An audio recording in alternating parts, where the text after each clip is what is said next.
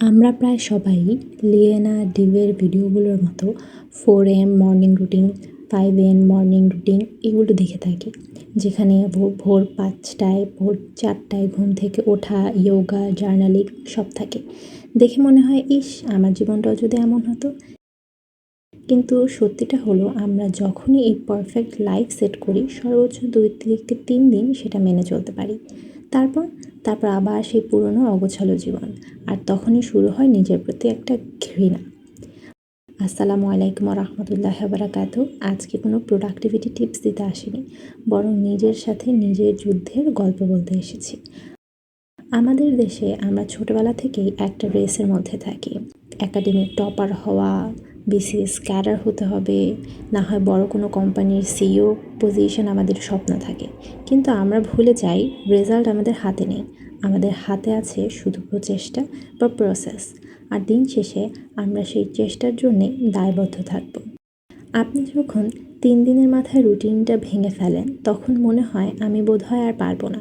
এই হতাশা আমাদের এত গভীরে নিয়ে যায় যে মনে হয় মরে যাওয়াটাই সহজ।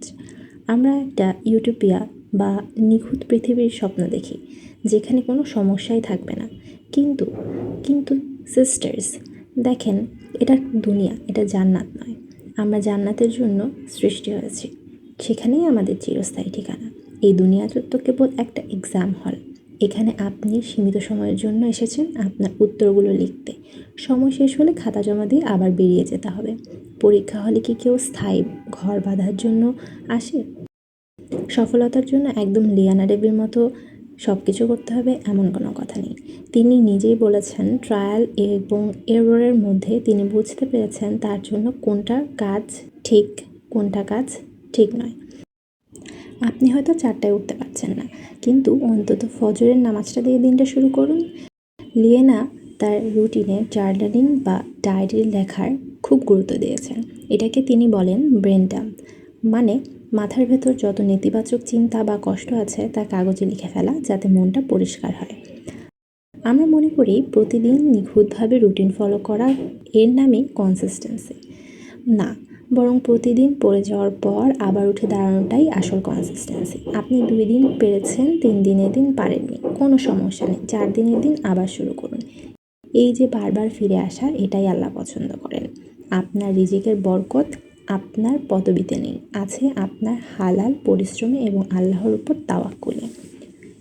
এই ভিডিওটা যতটা না আপনাদের জন্য, তার থেকে বেশি আমার নিজের সেলফ রিমাইন্ডারের জন্য। আমরা কেউই নিখুঁত নই, কিন্তু আমরা চেষ্টা করব যে যাতে কখনো থেমে না যাই। মনে রাখতে হবে পরীক্ষার হলে আমি বা আপনি যদি সততার সাথে উত্তরটুকু লিখে আসতে পারি তবেই সফল। ভিডিওর কমেন্টে আমাকে জানান আপনারা সকালের কোন অভ্যাসটি আপনাকে শান্তি দেয় ও আপনি নতুন করে কী শুরু করতে চাচ্ছেন।